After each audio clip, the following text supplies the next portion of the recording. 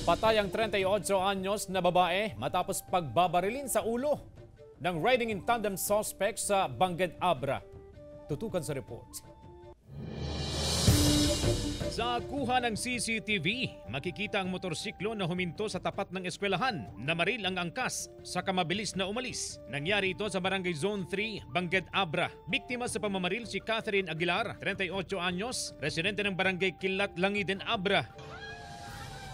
Sa investigasyon ng PNP, nakaupo sa kanyang motorsiklo ang biktima at hinihintay ang kanyang kinakasama at ang susunduing bata mula sa paaralan nang siya'y pagbabarilin. Dalawang tama ng bala ng baril sa ulo ang ikinasawi ng biktima. Sa tulong ng mga residente at kuha ng CCTV, naaresto ang mga suspect sa hot pursuit operation. Especially itong Zone 3, sir, kasi may mga CCTV sila around barangay nila, which is very helpful sa pag-solve natin itong kaso na to, sir.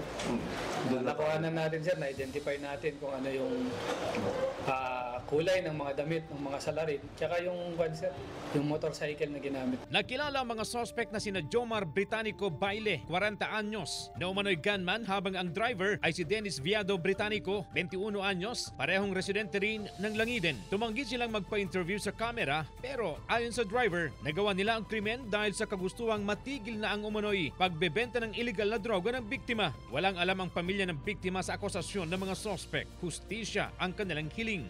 Makamo niya po Diyosin no anya manti kanunot lagi jay pimatay. Di pa kami kinapo Diyosin, sir.